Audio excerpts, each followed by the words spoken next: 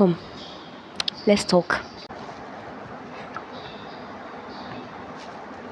Continue, get ready with my video.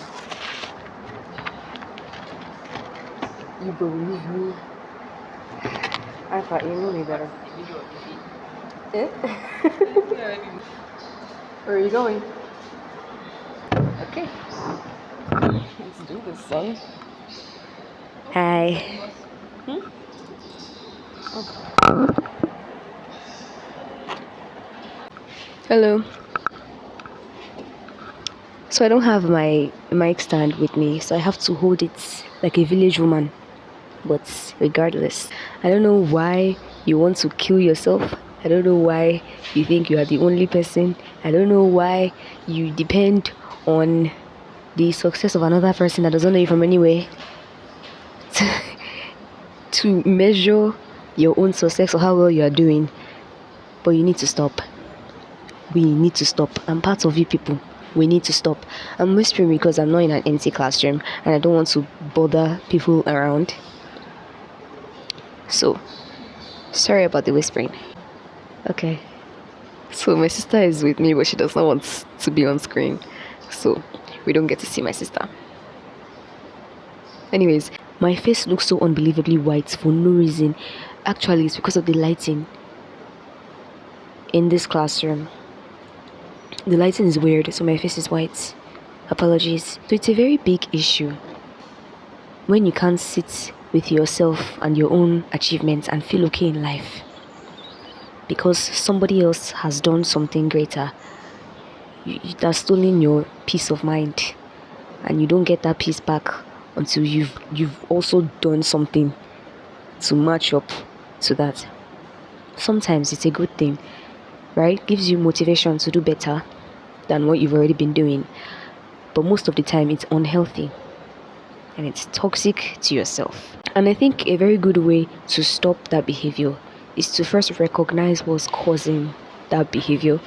So I really thought about it, and being a philosopher, we're all philosophers, and what I've observed, this is what I think the issue is. So this is 5 reasons I think you're comparing yourself to that person, because I know somebody's in your mind as you're watching this video.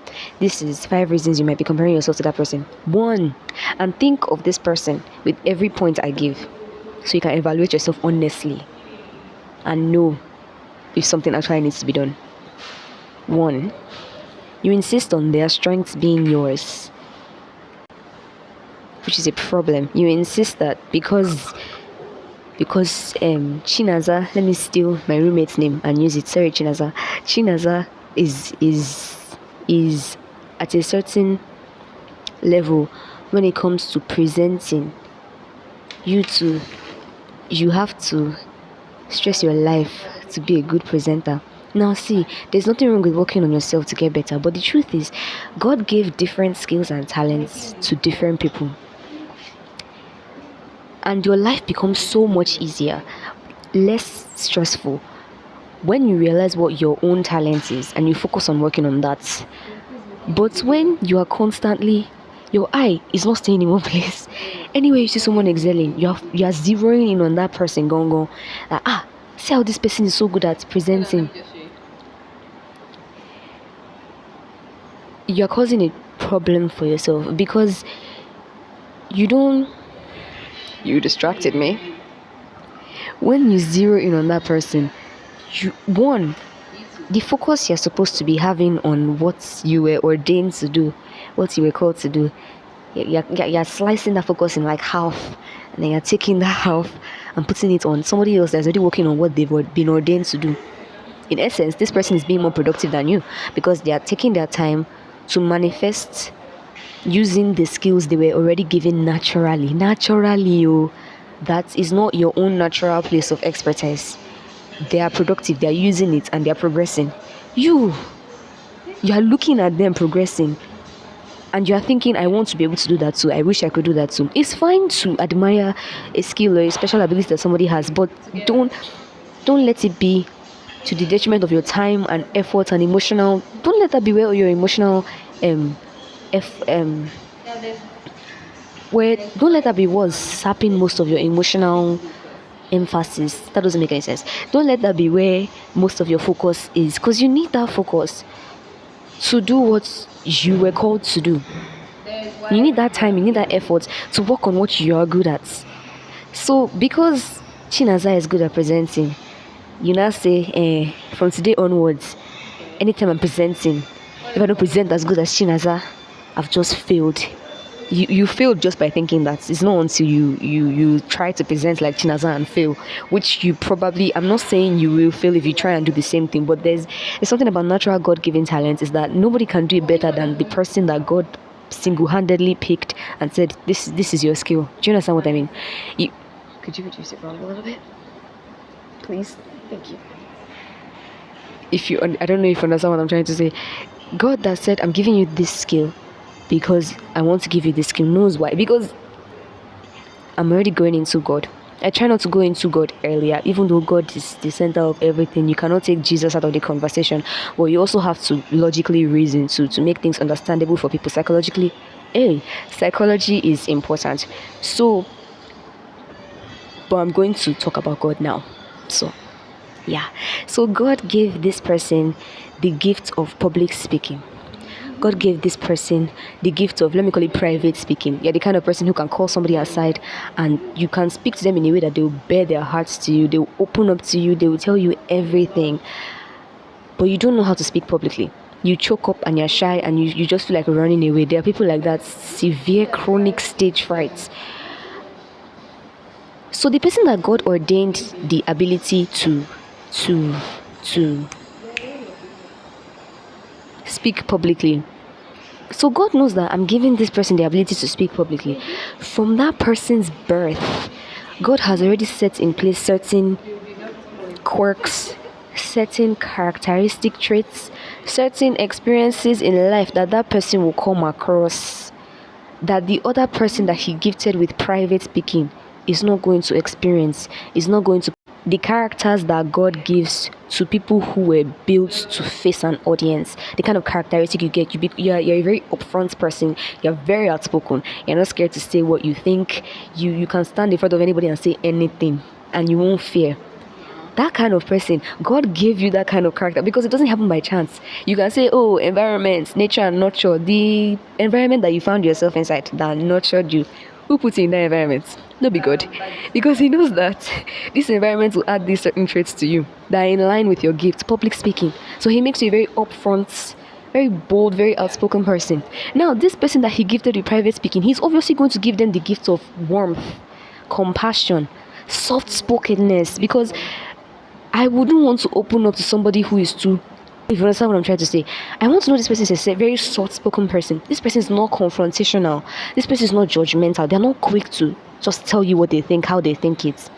I would open up to a person like that. And since this person has been called to be a warm, compassionate person, they can't look at the public speaker and start saying, I wish I was that. You're not. I'm not saying you can't be. You can work on your public speaking. There's nothing wrong with acquiring new skills. There's nothing wrong with bettering yourself. But don't start insisting that this person's strength. I wish it was my strength too. It's not. Your own strength. That person doesn't have it. I have a friend. I'm not going to say her name. She's on, and I've known her for years. She's a very sweet, very soft-spoken person. And I am more... I don't want to cast myself like this, so... I don't want to. I can be very upfront about my feelings most times, but okay, in comparison, I am more outspoken than her, basically, because she's a very soft, gentle person. And I remember we used to have conversations sometimes, and then she'll be telling me stuff like, oh, Ibuku, sometimes I wish I could speak as boldly as you do. And I'll just be looking at her, because there are things that she's really good at that I'm terrible at. For example, Jesus, what am I casting myself? I'm a very butty babe. I'm a very homely type of girl. I don't go out. I don't like to go out. So because of that, it's a very shameful something, but I'll cast myself, Sha. I don't know road like that. Anyway, Sha, this girl is so street smart. Like she's so street smart.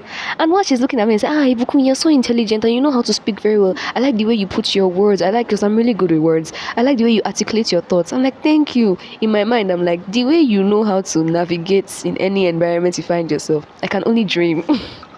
Because me, I don't know road like that. Do you get what I mean? We have different strengths. Now she's laying emphasis on my own because she's so used to hers to the point that she doesn't even see that there's something unique in it. There are some people that can't do what she can do. There are some people that can't, but she can. I don't know if the message has been passed across properly. So it's very important to understand that your strengths are different from another person's strength because your lives are different, your purposes are different. So God gave you different characteristic traits, different circles of individuals growing up, different kind of home dynamics, different experiences in life. Some people have experienced some hurtful, traumatic things that added to who they are now. Do you get what I mean? Some people that just don't take nonsense, that cannot stand injustice, have experienced certain injustices. I pray that's a real word. Have experienced certain unjust happenings that really added to that character of fighter for justice. Somebody that's never experienced anything that is really going to traumatize them that much, or they're just not aligned in that kind of thing, and then they'll see this person being an activist. It will 50 futures, and they'll see this person being an activist, standing for what's right, being bold and unafraid, and they're like, oh, wow, this is so nice. This is so nice. I really don't know how to stand up to people like that. That's not your call. I'm not saying be a timid person, but don't stress yourself over something somebody was born to do. This person was born to do. It's easy for them because God made it easy for them. God said, this is your purpose. This is what. So obviously, God is going to pack them with the ability to do it efficiently and effortlessly. You're not there envying them as if it's something that it happened because of a lack of your own, as if you are inadequate. That's why that person is good at it. Moreover, it has nothing to do with you. It's just their packaging. So unpack yourself and know what you are made up of. Find your strengths, work on them, let them manifest in your life. So that's the first one. They insist on other people's strengths being theirs, but that's not how people are.